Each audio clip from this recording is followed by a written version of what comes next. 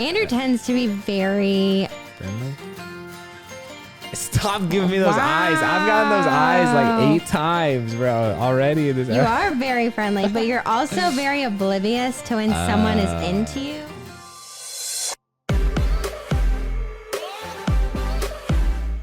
What's up, everybody? Welcome back to Couple Things. With Shawn and Andrew. A podcast all about couples. And the things they go through. Today's topic is brought to you by you guys. Let's go. Which is boundaries. Boundaries when it comes to social media. Parents. Divorce. Friends. Kids, work, and communication. That's right. Shawn put a ton of effort into today's episode, kind of going through what we have established or try to establish in our life. And you were curious about some of these things, given the fact that we spend a lot of time on social media and share a lot of our experience with the world. It's like, how do we go about this? So let us also reiterate, we are not professionals. We do not know the answers to these things. This is just our thoughts, our processes, and what we do within our marriage. So if you are a professional and you are listening to us just shaking your head, please teach us. Put it in the comments. Tell us your ways, because we are always looking for a better way to do things. Yeah, and we're always open to new guests that are thoughtful. Yeah. I do think, as we preface this, the goal here is not to mimic our boundaries or our systems. That shouldn't be how you view this episode, is just hearing how we do it so you can apply it directly to your situation. It's more being thoughtful about your situation, your life, and what your setup is, and just going through the process of, we would love to spark that conversation with your spouse or with your in-laws or whatever that is, so that you can figure out what the best setup is for you. Mm-hmm. And before we get into it, if you haven't yet, please subscribe to the show and give it a rating on whatever platform. We are everywhere you can find podcasts, but we also do the video podcast. So if you'd like to see Shawn's pretty face and my bruiser that I have right now, you can go to YouTube and find us there. It's a couple things, but we appreciate all the feedback that we get, and it's the fun part, is getting to hear your thoughts along with this. So, you ready to jump into this? Let's do it. Let's go. Okay, so all of these different subtopics were also brought to you by you guys. And the first one that people wanted to know about was boundaries in regards to social media. Wow. Yeah. I feel like it's a relevant topic given society today. And what are the stats? Just like, how many hours do people spend on social media now? That's actually not a question. I was going to say, I don't have that answer. You set me up for failure on that one. I think it's like 2.5, which is bonkers. At least. Yeah, that's I think probably more.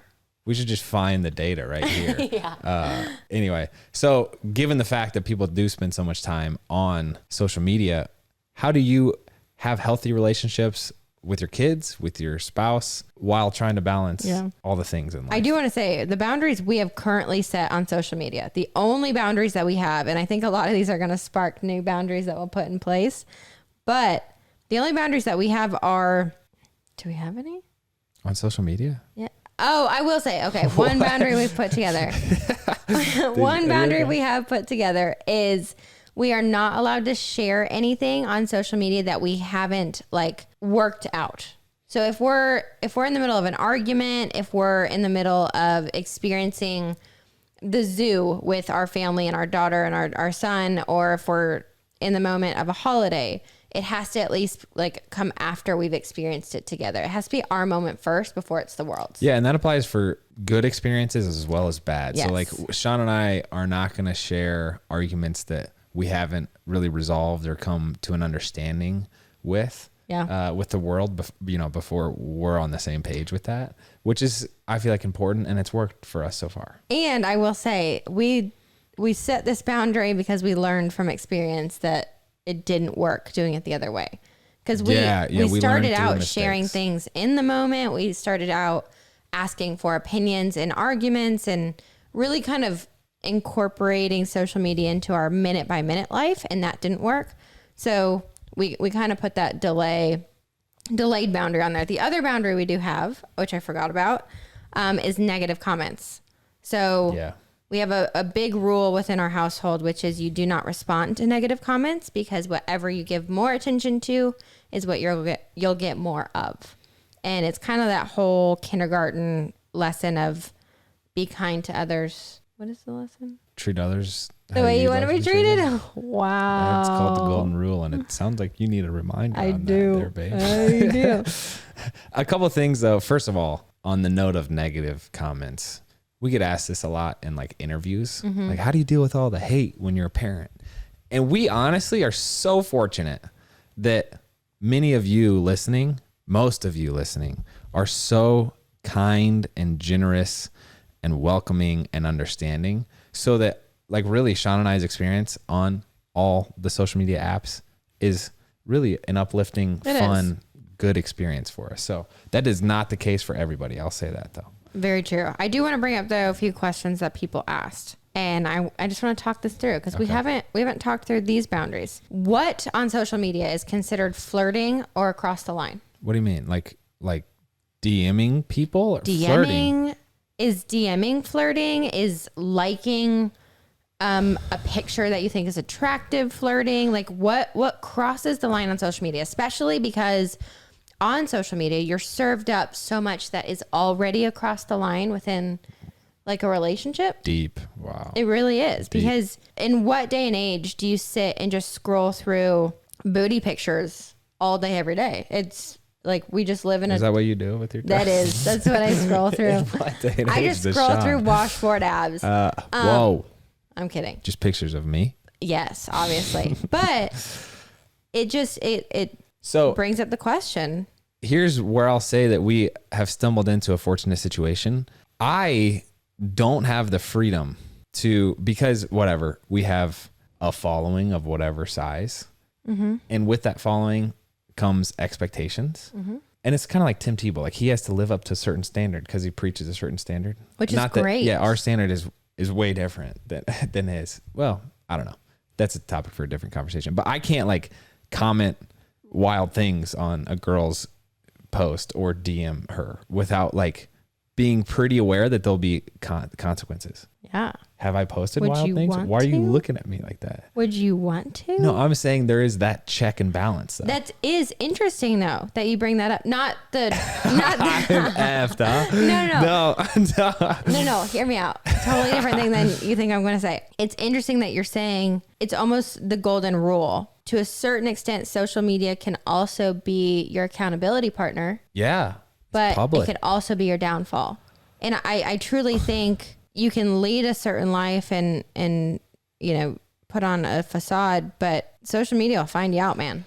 And I think we've never voiced this, but our perspective of social media is there's nothing private about it. Like no, nothing. Some people think that me comment like them commenting on a post won't be seen. No, but you should always assume that someone will see it. Even if your account is private, someone will see it. And someone will screenshot it and save it forever. So we keep things pretty clean. I don't even know if I comment back anything other than emojis. Like we love... What emojis? Oh my gosh. You're wilding right now. No, I lost my train of thought. So thank you for that. Mm-hmm. Hold on. I remembered. I was just about to say, I do love commenting. That's like the whole purpose of social media. Remember, is like to connect and interact and converse with people. Yeah. So I do love responding to comments. I will say I keep it pretty vanilla, and like, I'm not getting into political discussions or diatribes with people. Mm-hmm. It's like, we try to keep it positive. Like, hey, this is cute. And then like, I'll send back an emoji.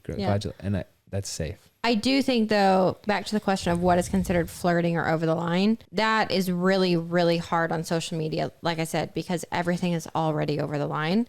I think you truly just have to ask yourself at the end of the day. Like, I know I've been asked questions in DMs we get a lot of like strangers and new people in our DMs. And I will humor a question of like, hey, how are you? And I can tell immediately within a response what someone's intention is going towards. And if someone's trying to like get my number or whatever it might be, it's like, okay, this is not appropriate. I'm done. Does that make sense? Yeah. Well, I think the root issue here is not what exact words can I respond with or what can I not respond with. It's more like, is there a foundation of trust? And so Shawn and I... And what's your intention? Yeah. And that kind of comes with trust. Like, I trust Shawn. You're the only relationship I've been in my whole life that I didn't have like not that I had this weird complex or like mistrust, but it was like you interacting with boys. You were the first female who had a ton of male friends. Yeah. That didn't make me uncomfortable in some sense. Like you would have people come to town. Like most of your friends were male. I don't know why still, but like that was never an issue for me. And I feel like it so easily could be. Yeah. But fortunately, the way you talk about them to me, it was never like in a giggly, like reminiscent, nostalgic way. It was like, yeah, it was a good time with so-and-so. And it was like, okay, cool. Like there's nothing for me to mistrust. So we do have that foundation of trust that carries over into social media where I'm like, I don't feel the need to scour all of your DMs, you know, and that's a really fortunate situation. But I do think going back to that, it's a matter of intention. You can get out of some social media whatever you want, but you have to know what your attention is going into it. Like if you're looking at booty pictures, you know very clearly why you're looking at booty pictures. Yeah. And if you're also trying to answer the question of, hey, is this too flirtatious? Then it's probably the wrong question to ask. Yeah. It's like, why are you trying to not be flirtatious? Like, what are you about right now? Okay, we are really beating this subject down. Other questions for social media. Who can you follow? Can you follow exes? Can you follow opposite sex? We don't have any guidelines on that, you and I. Yeah. I do think that there's probably an unspoken, no, I don't think so. I also don't spend that much time consuming social media. It's more the creating for us. Yeah. Do you follow your ex? I don't. Okay. I will say though. Which ex don't you follow? What do you mean? All of them. I do remember not vividly. I remember like I was following my ex for a while we were dating and probably even married, but not even knowing it. And I remember like being served up an image and I was like, you know what? I don't think it's not worth even like looking at because I don't feel like that honors you. I really appreciate that. That's a handshake. I appreciate that about you. And I think that goes into what's considered flirting or over the line is like, how can I honor my husband the best in what I'm consuming? Mm-hmm. And even like on TikTok or whatever, when something gets served up and it's like, oh, should I watch this? Well, probably not, you know? Yeah, I guess have high standards for yourself and then that carries over. Like, then you won't have to try to beat the standards or hide from the standards of your spouse. Yeah. Is that a fair way to say that? Yeah. And I feel like we both have that. Yeah. Okay. This is making me think about interesting things. It is. I think it was Jordan Matthews who said that in regards to his NFL career, which was every single day I tried to remind myself, like, in how I act and how I look and how I'm talking to strangers on the street, I want to always be honoring my spouse. Yeah. And I think it takes a long time, or it takes time for that to be realized within a relationship, because you're like, oh, you can feel selfish that way. But I think it's such a beautiful perspective to have. Yeah. And I don't view it as like a pressure situation. It's like, this is what's good for me, like, I guess at the end of the day, because it's good for my marriage and it's, you know? Yeah. And I remember him saying it with such pride of, this is the standard to which I want to uphold myself. And he had so much pride in saying, that was my challenge every day. And I think it was really beautiful. I realized that I led that conversation with the weirard, like, you did? There's the expectation that I can't do this. It's okay. And that was the wrong thing to lead with. I got it, baby. Let me say this too. We try to keep what we share like as real time and raw as possible, but to Shawn's earlier allusion, there's just things that we can't, and it's not good for our family to do that. And so I hope you appreciate the fact that our family is our first priority. Yes. And then, you know, sharing that story with other people comes somewhere later on down that list. So we do whatever we can to protect our family first. And then, and then that comes later. Okay. Next topic. Are you ready to move on? Well, we need to. We got a lot to get through. Okay, great. Okay. Great. You're going down a sentimental hole. Parents and in-laws. Something that we were taught by our premarital counselor, which was a perspective that we had never really thought of before, was it is so important as your spouse. And this takes a lot of time to figure out, and it takes a lot of like transition time to get used to. Mm-hmm. But I remember before we got married and even before we were engaged, you know, like the first person I would talk to or call would be my mom or dad, and they would be like my backboard to everything. And I would vent to them. I would, you know, tell them what I was struggling with. But then when you get engaged and married, our premarital counselor was saying, you need to set up a boundary right now that your backboard is your husband or your spouse. Because when it comes to your parents and in-laws, no matter the issue, no matter if you so strongly disagree, you always need to take your spouse's side before you take your family's. It's crazy. I didn't understand how powerful that was. Me either. Until we've been married longer. And we've gone through these situations. Yeah. So the thought being, if I have beef with Shawn and I go and tell my parents, hey, you won't believe what Shawn did. Mm-hmm. She never does chores or whatever. Mm-hmm. My parents are going to take my side. Always. They will. And then that roots them or pits them against Shawn. Like they'll view Shawn as, oh, she doesn't do chores. She's lazy or whatever. Only then puts a wedge within your relationship. Yeah. Again, think about long term, what's good? Like what is a good thing? Winning that immediate battle or having your parents support your spouse in your marriage? Like that was so wildly profound to me. And so we try to tackle issues ourselves. Mm-hmm. And if we do ask our parents about it, like say your parents see us fighting, then like you'll not minimize it, but it's like, hey, we're working through this, or you'll not throw me under the bus by any means. And I appreciate that. Yeah, that's the boundary there, is if it does come to a point where you're talking to outside people, whether it's your parents, your in-laws, your sister, your sibling, your friends, it has to be a respectful way to your spouse. It can't be throwing them under the bus. Yeah. Which also brings up the topic of, this is a boundary that we have set, but we've had to work on and practice, and I think we still practice it, is it's so easy when you're in like a family setting to take your family side on topics of everything from scheduling, which for us causes a lot of risks, or politics, whatever it is. Yes. Like, and the best thing to do, which we're getting more in the practice of, is like,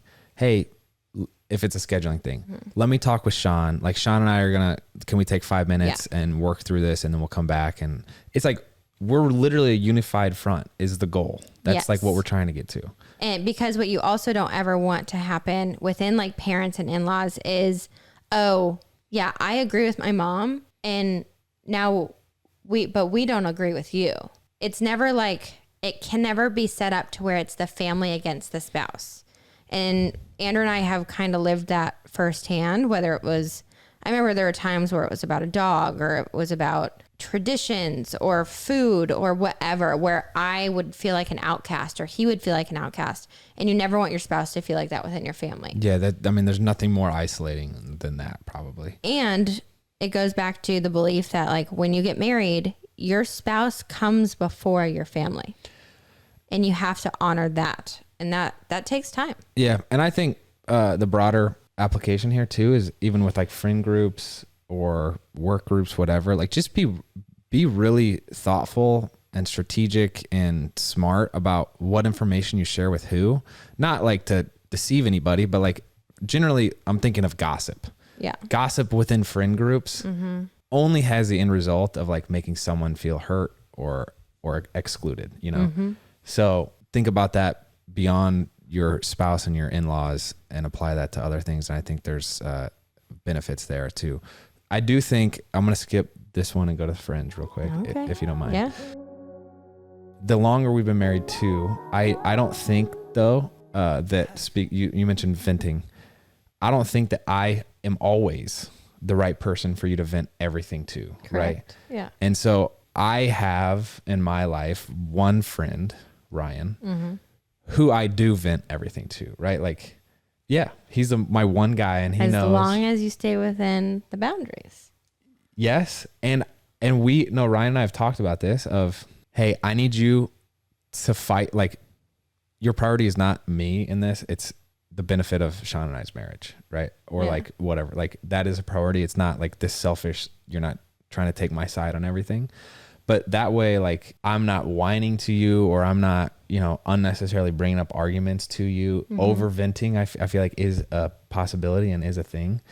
But I do have that outlet for like, gosh, I don't know what to do here. Like, freaking. I will say that with an asterisk, you have to be very careful who that friend is, and you have to have so much trust in who that, in how they react, because that friend has the ability to make or break your relationship. Yeah, because friends can also be yes men and like take your side, and you don't want this echo chamber of like, man, I can't believe Shawn does this, and then they'll be like, yeah, I can't believe Shawn does that, and then that's all you two as friends talk about. Again, that's why setting up like setting the foundation or prefacing that relationship with like, hey, I need you to know that my marriage takes priority here and not me trying to win this battle. Yeah, are you good with that? I guess. Oh, I'm good with that. I didn't know that. I assumed that. Do you have one of those? Guys talk. I actually don't. I've been very careful about that though. But I will openly admit that I would tend to be more of a gossiper. So my challenge is always, if I am venting to someone, it's never in a gossipy way or an angered way or an emotional way, which is my tendency. So I think I've removed that like go-to option for myself intentionally. Interesting.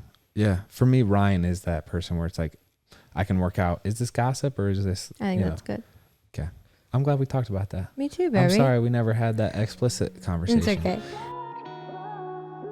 I know your relationship with him. But that falls within the friends category. You guys have a lot of questions about boundaries and friends. Who can you be friends with and who can you spend solo time with? Are those answers different? We don't spend solo time one-on-one with people of the opposite sex. No. I think I will put an asterisk to that. I think we both used to. Not a lot, but I think we did. And okay. I think over time, we've both, which brings up another question, which is like the who can you be friends with? I think it just kept falling back to, is this honoring my spouse? I don't know. Well, context matters too. I said we'll never do that. And it's not like, I think there are work meetings where like Jade and I would sit down in a restaurant. Okay. Does that make you uncomfortable? No, but I do remember you used to hang out with solo time with the opposite sex. Ew. I don't know. I don't even know. Are you typing it in here right now? Okay. I think the context matters a lot. It does. But I bring this up because I think we have both spent time with the opposite sex where we have found out that it made each other uncomfortable. Whether, not because trust was broken, but because it was just kind of like, I just don't know if I like that. And I think over time through communication of that within this friends category, we have had the boundaries set that there have been friends on both sides that we have both asked each other to maybe step away from. Mm-hmm. Does that make sense? Yeah. And that's, I guess, part of the compromise of marriage. Yeah. And I think that goes from outside perspective is everything, but also that friend might not be, if that friend is affecting the marriage, then I don't know if it's worth it. Yeah. But we don't have like limitations on who you can be friends with. Like, no. I'm friends with tons of girls. You're friends with tons of guys. You're like, whatever. That it's not just a gender thing either. It's like, what are their hobbies or interests? Yeah. Or like, what is their career? Whatever it is. Like, we don't have any boundaries on that. We actually love having this hodgepodge of people. But again, I think it's context. So like I hang out with a bunch of girls, but it's usually in the couple setting where we'll like do games and like, I don't know. I just think what good is going to happen of hanging one-on-one solo on a couch at your home when no one else is there? Like nothing. Have you done this? No. I'm kidding. I'm giving you a hard time. So summary there is our boundary is we really try to respect each other when it comes to friends, that if there is a friend setting that we are uncomfortable with, we try to vocalize it and bring it up. Yeah. And the sooner the better too. Just honestly, our one rule in our relationship is transparency. So like, hey, let's have this conversation now. I didn't like how you spent time with so-and-so. And then like, oh, what made you uncomfortable about that? And I'm sorry. And and then, I want to go straight to this one now. Okay. Because I think it's the same exact thing. Work. Who can you work with? Are there like rules around hours, boundaries there?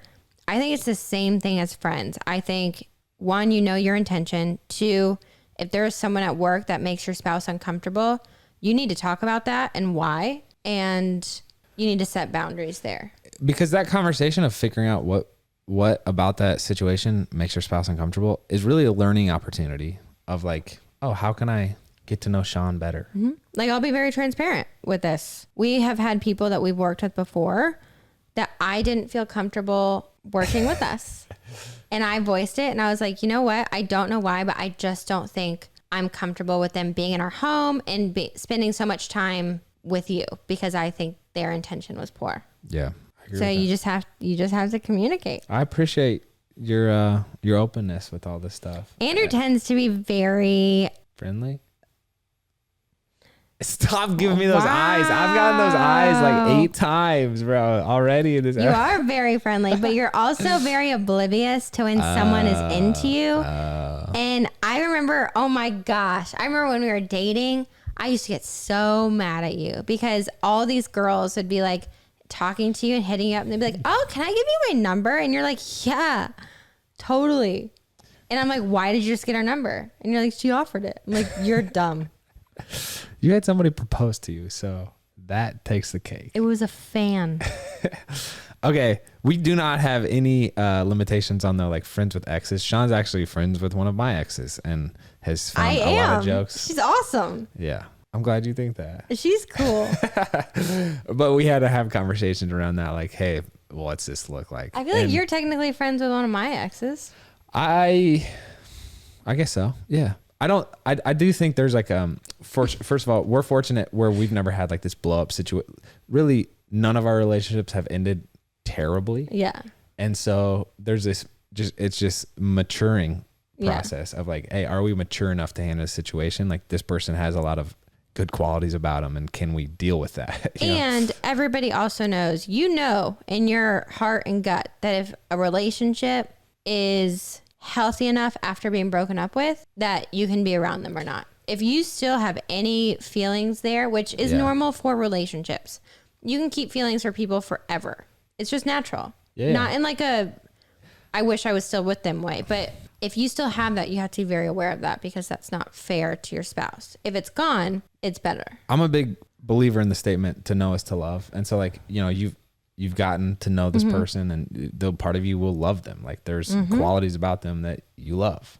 That's just how it is. But you got to mature past that kind of. And regarding my ex, again, the context, I'm not sitting here texting her or DMing her or Facebook messaging her. No, like, but I am. Shawn is. Yeah. Right. And so like when we see each other, it's not like we have inside jokes that we're sharing. It's like, no, okay. But we do. Anyway, I do think that we have been strategic with not just people of the opposite sex, but like friends, like potentially toxic friends of like, hey, there's qualities that this person brings out in you when you spend a lot of time with them that I don't think are good for our marriage or, That is actually a conversation we've had a lot over the years, which is acknowledging and respecting your spouse when so Andrew and I, to give you an example, we'll have this conversation. I'll be like, babe, I'm tending to see that you gossip more. Yeah. When you hang out with this friend, or you might drink alcohol way more when you're with this friend. And we have those conversations a lot. And it's kind of like, are you strong enough to recognize this and change it when you're in the company of this person? Or if not, we should talk about how this is affecting our marriage and if it's worth hanging out with this person every single day, Yeah. And there have been quite a few times, probably a handful of friends on both sides, where we've probably taken some distance because it benefits our marriage more. Yeah. In our company, we have a IDS kind of breakdown where we identify, discuss, and solve. And I think that applies to the situation where it's like, hey, let's identify this issue of this friend isn't a good influence on you. Let's discuss what about it, like we can do or why that's the case, or can I positively impact them, etc. And then let's like figure out a solution to that. Like, hey, you know what, let's hang with them once a month instead of once a week, or let's not see them at all. Like whatever the solution is. Yeah. Just, I think that's a good framework of like. It's almost like instead of putting, this sounds harsh to say, instead of putting boundaries on us, when it comes to friends, we've almost put boundaries on friends. And we know like this person has full access to our life, or this person we should probably keep at arm's length. And this person we can tell more things to. We kind of have our boundaries set per friend. Yeah. That based off of how it affects us. Yeah. And what their angle is kind of. But Shawn and I are huge, massive believers in community. One of the, I guess, principles that I generally live by is like, if you're trying to make a decision, choose the decision that brings you into closer community. And sometimes that means not hanging out with a certain friend, which will bring you into closer community with this group of people because you're gossiping less and you're more healthy of a person yourself, et cetera. So like, it's not that we're isolating ourselves, because that's definitely not the answer. It's like, what's good in the long term? Is this making me a more thoughtful, caring, selfless person? What's the quote about your reflection of? You're the average of the 5 people you spend the most time with. Yeah, which really hits home for us. We both look at who are the people we spend the most time with. What do their lives look like? And do we want our lives to look like that? Let's go. I'm excited to tell you about this. Today's episode is brought to you by 10,000. Woo, woo. As professional athletes, we live in workout clothes, literally. So we know what we like and what we don't like. So let us tell you how much we love 10,000 gear. All right, so I'm a creature of habit. So I have my go-to items that I wear constantly, and most of them are 10,000. They're so comfortable, they're easy to move in, and they look swaggy too. Yes, babe, you looking good in those shorts and t-shirt, and the quality of these items is unmatched. It's a great gift idea for the men in your life too, especially when the holidays are coming up. 10,000 is a direct-to-consumer company. They have no middleman, so you get premium fabrics. I'm talking premium that other brands can't afford. They have a team of over 200 athletes testing their gear to ensure the perfect design, fit, fabrics, everything. And you get free shipping, free returns, and a lifetime guarantee. I feel like I look extra jacked in them too. You do. You look shredded, babe. I feel like it's a look good, feel good type of vibe. So I love wearing them. But 10,000 is offering our listeners 15% off your purchase. Just go to 10,000.cc and enter code EastFam to redeem the discount. That's 10,000.cc and enter code EastFam. We'll also link it down below. Let's get back to it. Next topic, communication. And then we'll save the one for last. A lot of questions here. Oh, okay. Gosh, this happened last night. Matter of fact, I've realized the way Shawn and I operate. What were we talking? Scheduling. Literally, we're talking about the holidays, and and it always creates this like we're pissed at each other vibe. Yeah, I don't know for why. No reason. So anyway, I've realized Shawn and I don't do well when we're discussing something that sparks emotions. And then there's arguments about those emotions and how can we deal with those while we're in the heat of the moment. That does not work well for us. So I have tried to be strategic with, okay, Shawn did this in this conversation and it like made me angry. So I'm not going to bring it up now. I'm not going to like, as we're having this conversation about scheduling, say it freaking pisses me off when you do that. I'm going to bring it up in a less heated situation where, because the goal is to not be angry for me, right? And so I think the best way to accomplish that is not by throwing it in like gasoline on the fire during this conversation. It's, hey, we're level-headed, we're removed from the situation. Shawn, I would like you to do less of this in the future, and that will prevent me from being angry. So taking it outside the realm of the immediate conversation. Zooming out a little bit more, the question was when to bring it up and when is it worth a fight? Andrew and I are in just the mud right now of kids where the only time we truly get to talk is at the end of the day, right before we go to bed, which is a terrible mix of just stuff because we argue when we're tired, we argue when we're hungry, and we argue when we feel disconnected with each other, which is really, all three of those come to a head at night. So we always try to talk through everything at night and it never works, or not right now, just because we're sleep deprived, usually hangry, and haven't seen each other all day. So yes, last night I was doing the same thing. I was getting frustrated by how you were trying to communicate, and I was bringing it up in the moment. And I would say to both of those, you need to know when to bring it up and when you are both in a safe space. And is it worth a fight? If you can laugh it off the next morning, no, but that's really hard to see in the moment. We spoke with two therapists from the Gottman Institute, which is like this world-renowned marriage counseling group. And they said, time to bring it up is not when you're hungry, angry, lonely, or tired. That was their halt, right? Which is pretty much us every night. Hungry, angry, lonely, or tired. So like, just be aware. Hey, yeah, it's a midnight and I feel really angry with Shawn, but I should probably just go to bed and not have a 45-minute argument. Was that a little job? I will say the boundaries we have put on our fighting, which takes practice, and we slip up a lot, but these are like the ones that we've vocalized, and we have said when we argue, these are like markers within our arguments that things are getting heated and we need to take a step back. No cussing at each other. Mm-hmm. Nothing good happens when that comes out. Yeah. It's just like, it just inflames the situation for us. But yelling. So when your volume goes up, we always have to take a step back, because volume usually for me comes out of frustration of my point isn't being understood. And same with you. Like when we start to get louder, it's usually a time where we're like, okay, this is we're crossing a boundary.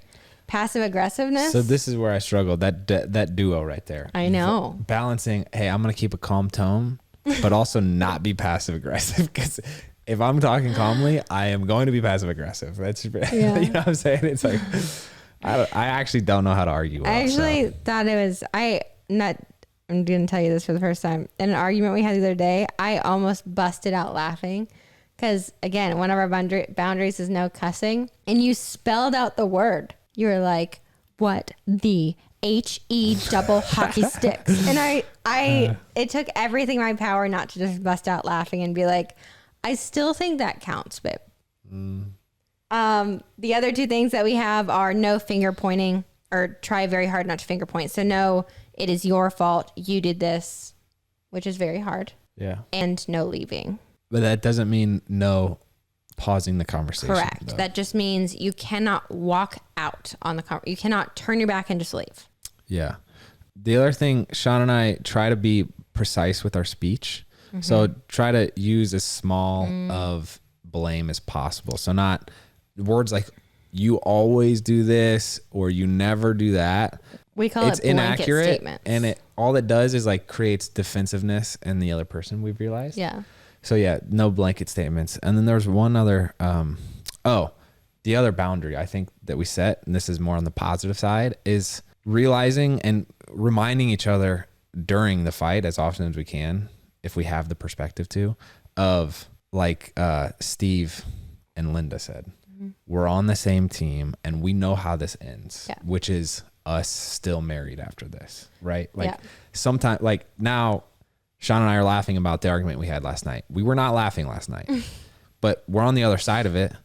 And that's kind of how a lot of things in life are. It's like, hey, this freaking sucks right now, but you have an understanding that we'll get through it and it's going to be fine. We're going to be laughing about this. So kids, I think this is very, very similar to parents and in-laws. Our boundary here, which again, we're working through, we have toddlers. We have a toddler and an infant, so we don't know how to do this yet, but we're practicing as it goes. It has to be, and this sounds bad, but it has to be the parents versus the kid and not one parent and the kid versus the other parent. So Andrew and I are a team, and it's us versus them. Always. Yeah, and that sounds brutal to say. It does. Us versus them, but like, yeah, and it's right in a lot of senses, meaning our marriage is priority, and also we're on the same page versus whatever antics are going on with the little ones. It can't ever be, dad said yes, but mom said no. It always has to be a unified team, which is very, very challenging. And we're still figuring out how to navigate that because we both have different opinions as to how to parent in certain ways. But the best thing you can do for your kid is you guys have to be unified in order for it to work. So our boundary there is it's always us versus them. we don't have like one thing that Shawn brought up that I think we've tried to practice, and it actually has been good for our conflict, is you said, let's try to have conflict in front of our kids so we can show them healthy ways to argue. Yeah. And the result has been us arguing in a healthier way, ideally, right? Because it's like, I don't want Drew seeing me flip out or like flip chairs or, you know, whatever. Not which that you have never done. But it's like, okay, I realize now my daughter's watching me and she will adopt my habits here. Yeah. So let me gather myself for her sometimes. Sometimes that's the motivation I need, right? And then we got asked a lot about what do we share regarding our kids on social media and what do we not share. So let me say this too. No one has ever done what the current climate allows, which is sharing your kids, your family, your marriage with millions of people. Like no one's done that. So we're not going to sit here and act like we have the answer and we're doing it exactly right. And here's the rule book. We're following it. Our attempt in what we're doing is to encourage and uplift families. And we don't know how to make it through this because no one's ever done this before. But we have seen families who have made it through this really, really well and like way stronger because of this. Because what a crazy, cool opportunity that Shawn and I get to work together and like, and you know, spend most of the day together and build something together. There's something really cool about that. But there's also families that we've seen in the space who haven't done it well. So we're trying to just go about it thoughtfully in a way that protects our family. And so again, we're not saying we've aced it or crushed it, but we kind of live by this. Well, Drew Holcomb said something profound and that the human heart was not made for fame. And so like, you know, we love sharing stories, but as far as like gathering millions of opinions or millions of likes or dislikes, I don't care how experienced you are. Shawn, you've been a professional gymnast since you were 12. You just can't deal with that amount of approval or disapproval in a healthy way. So like again, that's why we try not to consume that much social media. It's more like we're coming at it from a place of creating and sharing, not like being obsessed with all of the feedback that we get, you know? And I mean, we're still learning.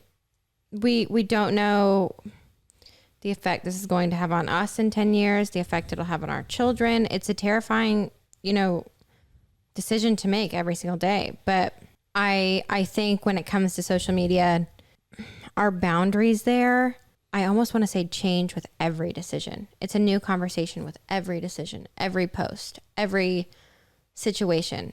It's just something we're still navigating. Yeah. I mean, there's some parents like Kristen and Dax who put smiley faces over their kids' faces. I saw someone else blur their kid's face. We have decided not to go that route, but obviously we're not put like no nudity for our kids, no like embarrassing moments. I think we've tried. Yeah. No. And actually I had to learn from experience on this, but like when the child is like upset because of an injury or whatever, like an instance, that's not for social media. No. Right. Like we can talk about it after. And that's why Shawn and I have this format for our YouTube videos where we narrate, like we'll sit down after the fact and talk through it because it takes pressure off from us, you know, like the vlog style of, hey, here's Shawn crying. We've done that a little bit and we've had discussions about that, but like we obviously want our kids to be healthy and not embarrassed publicly and all this stuff. Yeah. So I don't, that was a lot, but we have a lot of discussions and thoughts about this and we're still working through it. Yeah. That's a topic that if you guys have opinions and thoughts, please share because again, ours changes every single day. Last boundary. Okay, let's hit it. This one comes with so many asterisks and caveats, but something that Andrew and I were taught by our premarital counselor is how his name is Dr. D, but he always said, once you're married and engaged, I think, to never use the D word. So when it comes to divorce, it should not be a threat. It should not linger over your heads. It should not be something that you're afraid of because it shouldn't exist within your realm of options and possibilities in a marriage. However, I want to throw in there that does not mean mentally or physically abusive relationships. That does not mean, anything in the context of unhealthy, unsafe. Yeah, that's a good way to put it. I think unsafe. Yeah. Andrew and I know that we both have the best intentions for each other. And as long as we have that, that is a word we don't use. So we've done episodes like with the Gottman Institute, like with the Shrink Chicks, several with these therapists who have talked to us about healthy ways to argue. And a lot of it has to do with like this understanding that when you're in an argument, you're being hijacked by your emotions. And that's what we've talked about before. Where like you'll look back on this and laugh. And in the moment, you're not the same person as without those emotions. So understanding that saying divorce in the middle of an argument is just like this emotional response that ups the ante on what's going on. It like throws gas on the fire. And I think the story, like so much of arguments is the stories that you tell yourself, right? And we've talked about that. Like bringing in the word divorce into the story that you're telling yourself is just not a good perspective to be coming from. Like letting that thought creep into your hijacked mind in the middle of an argument, I just think is a dangerous spot. So that is a boundary we put on our relationship. But I will, like we said, there are asterisks to that one because any unsafe relationship doesn't fall in that category. Yeah. So on that happy note, wow. You have a joke that we could... I think we're going to go talk about a lot of these. I'm just sitting here like, we should talk about this. Yeah, this is good. And that's what we hope is maybe it sparks the conversation. That's, thanks for listening to us for 48 minutes and then ending on this terrible, sad note. It is. Anyways, though, if you guys have any other boundaries that you think we should talk about, we should implement, that we're missing, that you guys have within your relationships, please put them in the comments below. Anything that you disagree with what we've talked about the past 48 minutes. Yeah. Let's start a conversation here. Babe, well done on this. Thank you for the effort here. Yeah. Clearly have more work to go. But yes. If you made it this far, just go ahead and hit the subscribe button and give the show a rating. We hope you enjoyed it. And our goal with this show and with all the content we put out is to tell a compelling story around families and to really make families the thing that people aspire to have, to make families the thing that people desire more than fancy cars or houses or whatever that thing is, because we think that families are the most powerful thing. We hope you appreciate that as well. Also, we have been trying to alternate between these solo episodes between just Shawn and I and interviews. So stay tuned next week for a wonderful interview. We're excited to share with you. That's all we got. I'm Andrew. I'm Shawn. We are the East Fam. Out.